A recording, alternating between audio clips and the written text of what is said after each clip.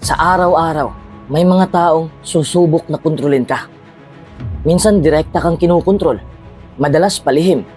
At kung hindi ka mag-iingat, baka ikaw mismo ang hindi mo namamalayang ginagamit ka na pala.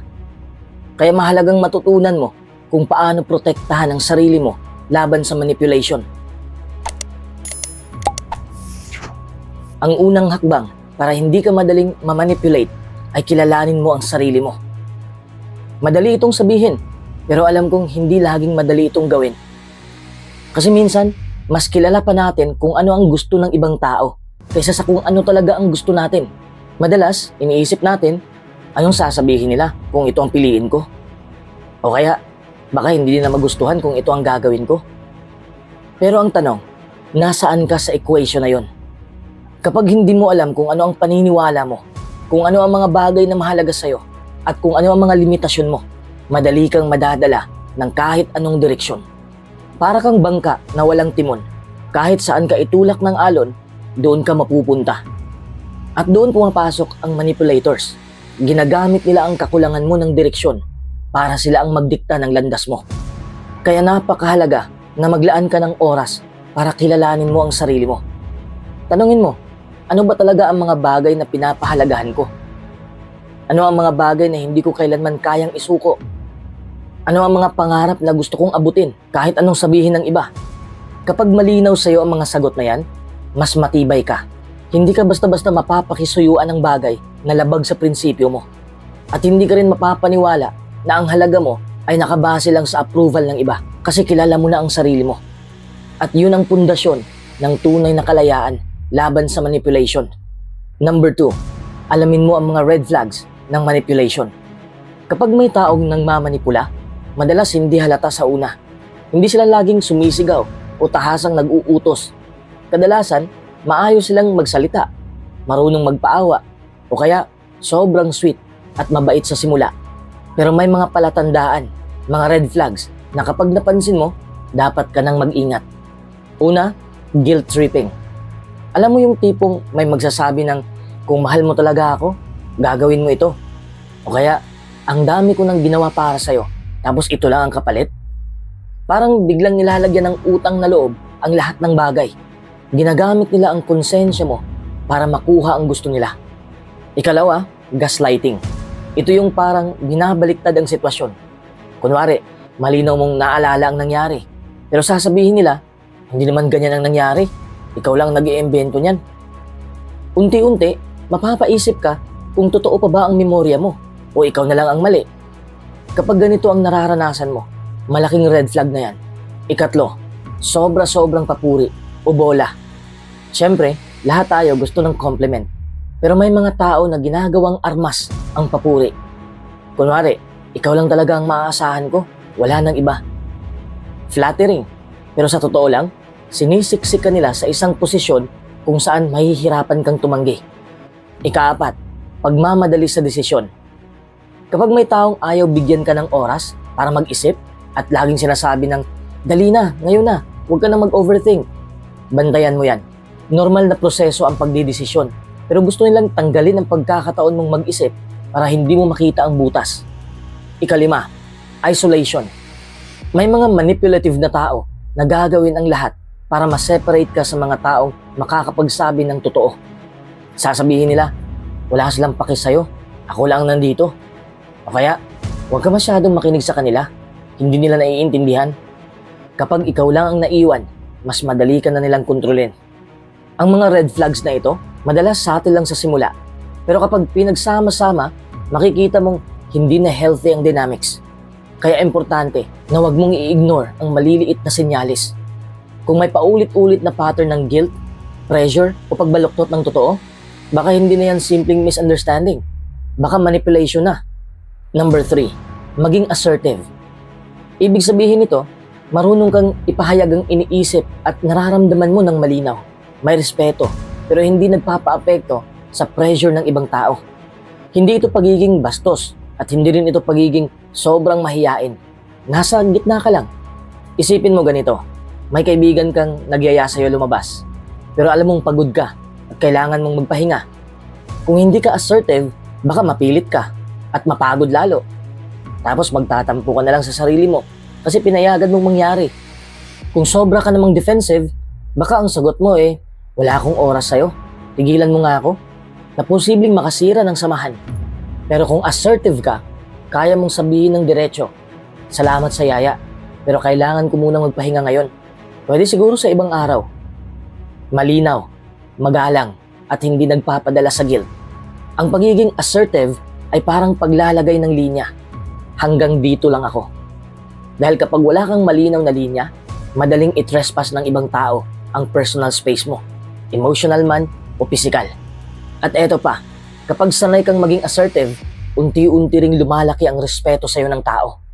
Kasi nakikita nilang hindi ka madaling paikutin at hindi ka rin nagtatago sa likod ng oo, kahit ang totoo ay hindi. Kung tutuusin, pagiging assertive ay isang uri ng self-respect. Kapag iginagalang mo ang sarili mo, natututo ka rin igalang ang iba, pero hindi mo rin hinahayaan na abusuhin ka. Number 4, huwag agad magdesisyon sa pressure. Alam mo ba kung bakit maraming tao ang napapasubo sa mga sitwasyon hindi naman talaga nila gusto? Dahil sa pressure. Isipin mo ito, may kaibigan kang nagyaya ng investment. Sabi niya, kailangan mong magdesisyon ngayon na. Kasi kung hindi, mawawala na ang golden opportunity. O kaya naman, ang partner mo ay nagsasabing, kung mahal mo ako, gawin mo ito ngayon. Sa mga ganitong sandali, pakiramdam mo, para kang nakasiksik sa isang sulok na wala kang ibang pagpipilian, kundi ang sumunod. Pero ang totoo, yun ang isa sa pinakamalakas na taktika ng mga manipulators. Ang bigyan ka ng pakiramdam na kulang ka sa oras. Kapag minadali ka, mas konti ang pagkakataon mong mag-isip at mas malaki ang posibilidad na makagawa ka ng desisyong pagsisisihan mo. Kaya mahalaga ang simpleng linyang ito. Kailangan ko munang pag-isipan. Hindi ito kahinaan, kundi proteksyon mo. Dahil kapag binigyan mo ang sarili mo ng oras para huminga at mag-reflect, mas magiging malinaw kung ito ba ay makakabuti sa'yo o hindi. At tandaan mo, kung totoo talagang maganda ang hindi ito mawawala kahit bukas ka pa magdesisyon. Pero kung mawala man, baka yun ang palatandaan na hindi naman talaga ito para sa'yo. Number 5, panatilihin mo ang emotional control. Isa sa pinakamabisang paraan para hindi ka mamanipulate ay ang pagpapanatili ng emotional control. Bakit? Dahil karamihan sa mga taong nambabaluktot ng sitwasyon ay umaasa na madadala ka ng emosyon mo. Kapag nainis ka, mabilis kang mapapasunod. Kapag naawa ka, ibibigay mo kahit hindi mo gusto. Kapag kinonsensya ka, baka pumayag ka kahit mali. Ang emosyon ang ginagamit nilang pihitan para kontrolin ka. Kaya isipin mo ito, kung ikaw ay nasa gitna ng isang mainit na diskusyon at biglang sinabihan ka ng kung talagang may malasakit ka, gagawin mo ito. Ano ang unang lalabas? Siguro, guilt o kaya awa. Pero kung marunong kang huminga ng malalim, mag-pause ka muna at huwag agad magdesisyon habang mataas ang emosyon mo. Mas makakakita ka ng mas malinaw na picture. Ang taong marunong mag-control ng emosyon niya ay parang driver na hawak ang manibela. Kahit may malalakas na busina sa paligid, hindi siya basta-basta liliko kung saan-saan. Siya ang nagdidesisyon kung saan pupunta, hindi ang mga distraction. Ganon din sa buhay. Kapag hindi mo hinayaan na emosyon ang magdikta, mas mahihirapan ng iba na paikutin ka. Hindi ibig sabihin na hindi ka dapat magpakita ng emosyon. Ang ibig sabihin, hindi ka dapat magpadala dito. Ramdam mo kung kailangan, pero wag mong gawing batayan ng desisyon ang galit, takot, awa, o guilt. Ang isip at emosyon ay dapat magtulungan. Hindi puro emosyon lang, at hindi rin puro lohika lang. Sa madaling salita, kung kaya mong panatilihin ang emotional control, para kang naglalakad na may kalasag. Kahit anong salitang manipulative ang ibato sa'yo, hindi agad tatagos. Ikaw pa rin ang may hawak sa sarili mo. Number 6, sanayin mo ang critical thinking. Kapag may naririnig o nababasa kang impormasyon, lalo na sa panahon ngayon ng social media, huwag mong tanggapin agad na parang gospel truth. Kasi ganito yan, marami ang marunong magsalita ng magaling, marunong mag-ayos ng tono, marunong magpaliwanag na parang sila ang tama. Pero ang tanong, tama ba talaga? Halimbawa, may nagsabi sa'yo, huwag ka nang magtanong, ito na ang pinakamabuting gawin, maniwala ka lang. Kung hindi ka sanay mag-isip ng malalim, baka sumunod ka agad. Pero kung sanay ka sa critical thinking, magtatanong ka muna. Ano ang ebidensya? Saan galing ang impormasyon? Ano ang motibo niya kung bakit niya ito sinasabi? Parang kapag may kaibigan kang nagsabi, "Uy, huwag ka na dyan, masama yan." Kung wala kang tanong, baka talikuran mo agad ang isang bagay na hindi mo pa man lang nasusubukan. Pero kung marunong kang mag-analyze, iisipin mo, bakit niya kaya sinasabi to? Para ba protektahan ako? O baka ayaw lang niya akong sumubok dahil naiinggit siya? Ang critical thinking ay hindi pagiging nega, kundi pagiging mapanuri. Hindi ka lang basta dumidepende sa emosyon. Kasi ang manipulators, alam nilang madaling gamitin ang emosyon. Pero kung sanay kang magtanong at maghanap ng patunay, mas mahirap kang hilahin papunta sa gusto nila. Parang sa isang relasyon, kung laging ginagamit ng partner mo ang linyang, "Kung mahal mo ako, gagawin mo ito." At hindi ka sanay mag-isip ng kritikal, baka mapasunod ka lagi kahit hindi ka komportable. Pero kung matalas ang pag-iisip mo, mapapansin mong mali pala. Dahil ang tunay na pagmamahal, hindi dapat ginagamit na sandata para manipulahin ka. Sa madaling salita, kapag may sinasabi o pinapagawa sa'yo, huwag agad tanggapin. Mag-pause, magtanong, at suriin. Kasi ang isip na sanay sa critical thinking, parang kalasag. Proteksyon laban sa mga taong may ibang agenda. Number 7, matuto kang tanggapin na hindi lahat magugustuhan ka. Kung iisipin mo, napakasakit sa una ng ideyang ito. Sino ba naman ang ayaw magustuhan ng lahat? Di ba? Natural sa atin bilang tao na gusto nating tanggapin. Gusto nating pahalagahan tayo at purihin tayo ng iba. Pero ang totoo, gaano ka man kabait, gaano ka man kagaling, o gaano ka man katapat sa pakikitungo, may mga taong hinding-hindi ka pa rin magugustuhan. At normal lang yon. Isipin mo na lang, kahit ang pinakamabubuting tao sa mundo, mga leader, mga bayani, o kahit si Jesus mismo, hindi lahat ng tao gusto sila. E di kung ganun, bakit mo pa aasahan na walang kukontra o mandi-dislike sa'yo? Kapag pinilit mong lahat ay dapat magustuhan ka, mapapagod ka. Kasi i-adjust mo palagi ang sarili mo para lang matuwa sila. Minsan, gagawin mo ang mga bagay na hindi mo gusto. Babaliin mo ang mga prinsipyo mo at dahan-dahang mawawala ang totoong ikaw dahil lang sa takot na hindi ka magustuhan.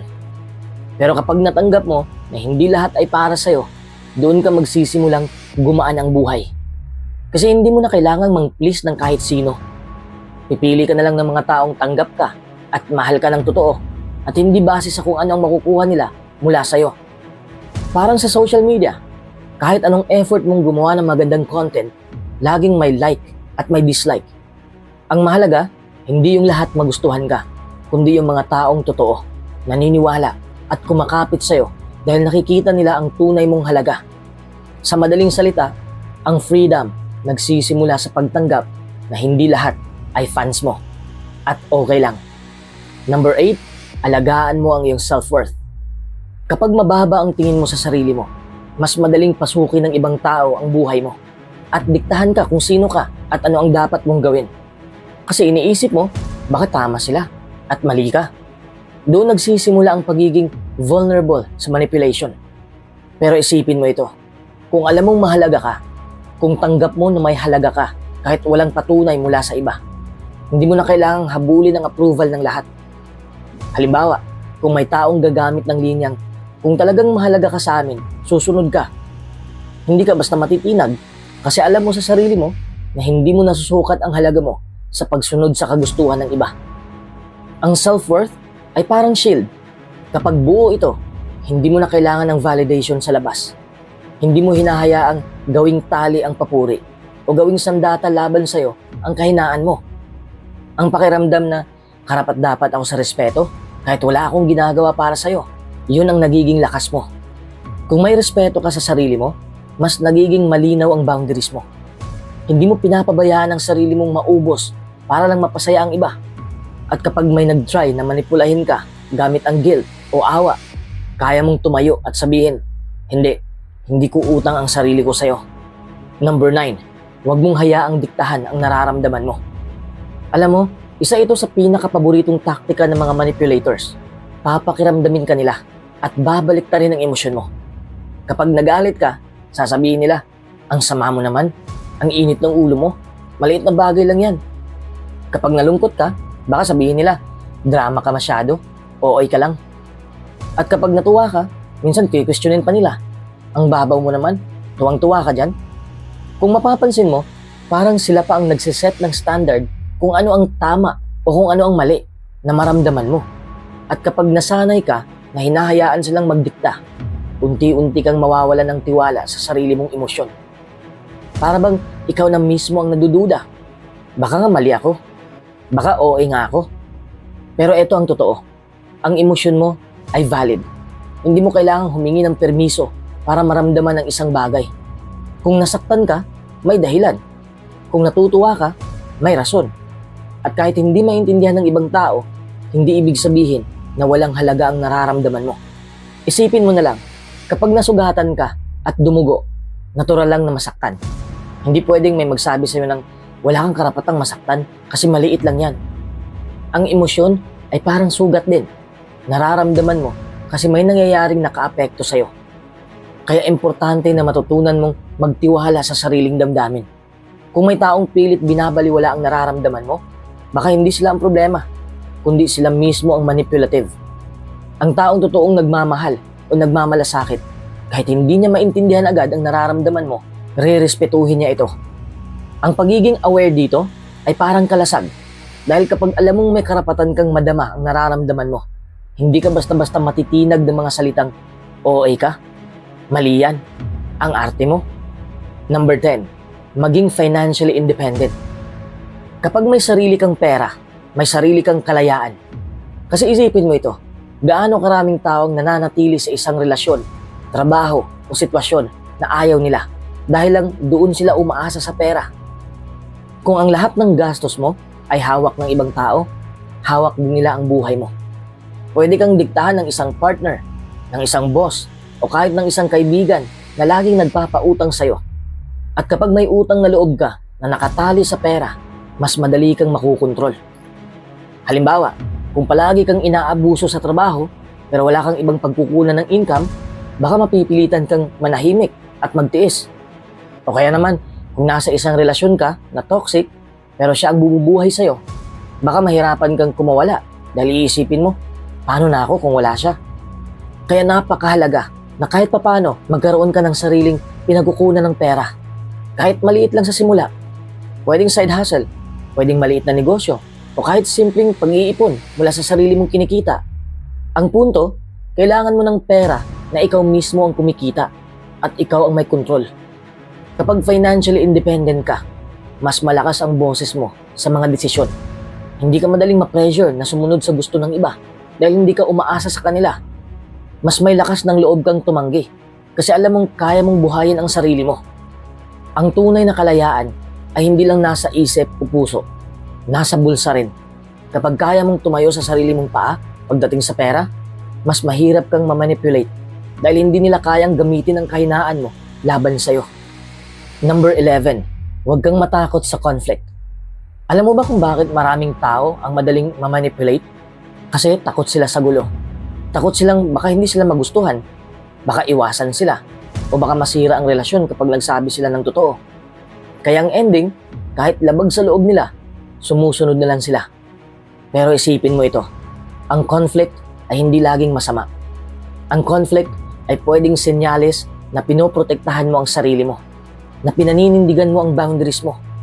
Hindi ito palaging sigaw, away o suntukan. Madalas, simpleng pagtindig lang ito sa katotohanan. Halimbawa, may kaibigan ka na laging nanghihiram ng pera pero hindi nagbabayad. Gusto mong sabihin, hindi na muna ako makakapaghiram kasi hindi ka pa nakapag-settle ng dati. Kung takot ka sa conflict, tatahimik ka na lang at hayaan siyang abusuhin ka. Pero kung marunong kang humarap sa conflict, sasabihin mo ito ng mahinahon pero diretso. Oo, baka mainis siya, pero mas mabuti na yon kaysa patuloy kang maubusan ng pera at respeto. Isa pang halimbawa, sa trabaho, may kasamahan kang palaging ipinapasa sa iyo ang gawain niya. Kung lagi kang tahimik, lalo siyang masasanay. Pero kung magsasalita ka, pwede bang hatiin natin ng maayos ang task? Kasi nabibigatan na ako eh. Nagkakaroon ng linya. Ganito mo dapat isipin, kapag iniiwasan mo lagi ang conflict, para kang lumalakad sa lubid habang hawak-hawak ng iba ang tali. Hindi ka malaya. Pero kapag natutunan mong harapin ito, nagkakaroon ka ng kontrol sa sarili mong buhay. Hindi mo kailangang maging palaaway at hindi mo kailangang sumigaw. Pwede kang maging firm pero mahinahon. Ang mahalaga, huwag mong isakripisyo ang sarili mong kapakanan para lang maiwasan ang konting init ng sitwasyon. Kasi tandaan mo, ang tao na hindi natatakot sa conflict, mahirap manipulahin. Ang tao na palaging takot magalit ang iba, siya ang madaling gawing sunod-sunuran. Number 12, pahalagahan mo ang oras mo. Alam mo ba kung bakit isa ito sa pinakamahalagang proteksyon laban sa manipulasyon? Kasi ganito, ang oras di tulad ng pera. Hindi mo na mababalik kapag nawala. Kapag may naubos kang pera, pwede kang mag-ipon ulit. Pero oras, wala nang rewind button. Ngayon, bakit mahalaga ito sa laban kontra manipulators? Kasi isa sa mga paborito nilang taktika ay gawing obligado kang maglaan ng oras para sa kanila. Kahit hindi mo naman gusto o kahit wala naman talagang saysay. Isipin mo to, may kaibigan ka na biglan lang tatawag ng alas 12 ng gabi. At kapag hindi mo sinagot, sasabihin pa niya, ganun na pala tayo ha, hindi mo na ako priority. Manipulation yon. Ginagamit niya ang guilt para gawing mali ang pagpili mong matulog o magpahinga. O kaya may kakilala kang laging hihingi ng tulong kahit kaya naman nila. Pero dahil alam nilang nahihiya kang tumanggi, sila ang kumukontrol ng schedule mo. Sa huli, sila ang nakinabang. Ikaw ang pagod. Ikaw pa ang walang natapos para sa sarili mo. Kaya para hindi ka mamanipulate, kilalanin mo ang halaga ng oras mo. Bawat minuto, bawat oras, parte yan ng buhay mo na hindi na mauulit. Kung lagi mo yang binibigay sa maling tao, sa maling gawain, o sa mga taong walang respeto, parang ibinibigay mo na rin ang buhay mo ng paunti-unti. At tandaan mo, hindi ka selfish kung inuuna mong pahalagahan ang oras mo. Ang tawag doon ay self-respect. Kapag marunong kang magsabi ng, pasensya na, may kailangan akong tapusin. O kaya, hindi ko kaya ngayon. Ipinapakita mo na hindi basta-basta pwedeng diktahan kung paano mo gagamitin ang oras mo.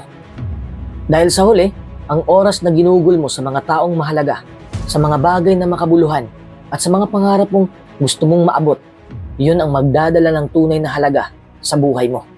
At hindi yun pwedeng nakawin ng kahit sinong manipulative na tao. Number 13, alamin mo ang mga logical fallacies. Alam mo ba na isa sa pinakapaboritong sandata ng mga manipulators ay hindi armas, hindi pera, kundi salita. Oo, tama, puro salita lang. Pero kapag hindi mo alam ang laro, kaya ka nitong ikulong sa maling paniniwala. Ang tawag dito ay logical fallacies. Sa madaling salita, ito yung mga maling paraan ng pangangatwiran na ginagamit para linlangin ka. Parang ilusyon. Mukhang tama, pero kapag sinilip mo ng malapitan, may daya pala. Unang halimbawa, black or white fallacy. Ito yung tipong sasabihin ng isang tao, kung hindi ka pabor sa plano ko, ibig sabihin, kaaway ka na namin. Di ba? Parang wala kang ibang pagpipilian. Either sumang-ayon ka o kontra ka. Pero sa totoo lang, laging may gitna. Hindi porket may agam-agam ka, ibig sabihin, automatic kontra ka na. Relatable? Ito yung madalas mong maririnig sa politika, sa relasyon, minsan pati sa trabaho. Kaya maraming napipilitang sumunod kahit hindi naman talaga buo ang loob nila. Ikalawang halimbawa, appeal to emotion. Ito naman yung klase ng argumentong hindi gumagamit ng ebidensya, kundi emosyon. Kung mahal mo ako, dapat gawin mo to. Nako, classic. Ginagamit ang pagmamahal, awa, o guilt para makuha ang gusto nila. Walang koneksyon sa kung tama ba talaga ang hinihingi nila, basta't madadala ka sa emosyon. Ikatlong halimbawa, ad hominem. Imbis na sagutin ang issue, inaatake ang tao. Wala kang karapatang magsalita tungkol sa pera kasi mahirap ka lang. Eh ano ngayon kung mahirap siya? Ang punto ba niya tungkol sa pera ay mali agad? Hindi. Pero dahil personal ang tirada, nadadala ang tao at nakakalimutan ang tunay na argumentong dapat suriin. Ikaapat na halimbawa, bandwagon fallacy. Lahat naman ginagawa ito, kaya dapat gawin mo rin. Sobrang common ito, lalo na sa social media. Dahil trending, dahil marami ang gumagawa, akala natin yun na ang tama. Pero tandaan, hindi lahat ng popular ay tama. Naalala mo yung mga panahon na nauuso ang challenge na delikado? Marami ang nadala dahil sa bandwagon. Ikalimang halimbawa, strawman fallacy. Ito yung binabaluktot ang sinabi mo para mas madaling atakihin. Halimbawa, sinabi mo, sa tingin ko, kailangan natin ng mas maayos na sistema sa gobyerno. Tapos ang sagot nila, so sinasabi mo ba na puro magnanakaw lahat ang nasa gobyerno? Hindi mo naman sinabi yon, pero ginawan ka ng peking bersyon ng argumento mo para ikaw ay mapalabas na mali. Ngayon, bakit mahalaga na alam mo ang mga fallacies na ito? Kasi ganito, kung marunong kang makakita ng ganitong klase ng mga daya sa pangangatwiran, hindi ka na basta-basta mahihila ng mga politiko, ng mga scammer, o kahit ng taong gusto ka lang paikutin sa relasyon. Parang meron kang X-ray vision. Nakikita mo agad kung saan sila sumusubok magtago ng kasinungalingan.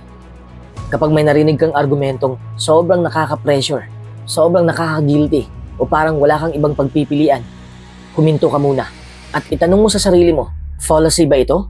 Totoo ba ang ebidensya? O dinadala lang ako ng emosyon? Number 14, huwag kang magmadali sa pagtitiwala. Alam mo, maraming tao mabilis magtiwala dahil iniisip nila na lahat ng tao ay may mabuting intensyon. Madalas, kapag may taong mabait sa atin sa umpisa, kunyari, laging nakangiti ang taong nakaharap natin, laging tumutulong, o laging may magandang sinasabi, agad-agad natin silang tinitingnan na kaibigan. Minsan pa nga, parang pamilya na. Pero tandaan mo, hindi lahat ng mabait sa harap ay totoo ang hangarin. Isipin mo na lang ang proseso ng pagluluto ng kanin. Hindi pwedeng hilaw pa lang ay kakainin mo na. Kasi hindi yun ligtas at hindi pa handa. Ganun din ang tiwala. Hindi dapat minamadali. Kailangan mo nang dumaan sa init, sa proseso, sa oras, bago mo masabing, oo, luto na ito, safe na kainin. Kung mabilis kang magtiwala, para kang nagbigay ng duplicate ng susi ng bahay mo sa isang taong kakakilala mo pa lang. Kahit pa maganda ang ngiti niya o parang mabait siya, hindi mo pa alam kung talagang mapagkakatiwalaan mo siya. At kung mali pala ang taong pinili mo, baka gawan ka ng masama at ikaw ang magsisisi. Ang tunay na tiwala ay parang savings account. Hindi mo agad mawi-withdraw ang interest kung wala ka pang naipon. Kailangan ng consistent na patunay, mahabang panahon ng pagkilala at maayos na track record bago mo maibigay ng buo. At eto ang masakit, pero totoo. Kahit gaano pa tayo kagustong maniwala na mabuti ang lahat, laging may ilang tao na gagamit ng kabaitan natin para sa sarili nilang interes. Kaya kung hindi ka magdahan-dahan, baka ikaw ang maging biktima ng manipulation. Kaya kung may bagong taong dumarating sa buhay mo, huwag agad ibigay ang buong tiwala mo. Unti-unti, obserbahan mo, kilalanin mo, at suriin mo. Ang tamang tao, hindi magmamadali. Ang totoong kaibigan o kasama, willing silang dumaan sa proseso para mapatunayan ang sarili nila. Number 15, palakasin mo ang spiritual at moral compass mo. Alam mo, isa sa pinakamalaking proteksyon mo laban sa manipulasyon ay ang matatag na paninindigan. Kasi isipin mo ito, kung hindi mo alam kung ano ang tama at mali, kung ano ang paninindigan mo, at kung saan ka kumukuha ng lakas, madali kang maligaw. Parang barko na walang kompas.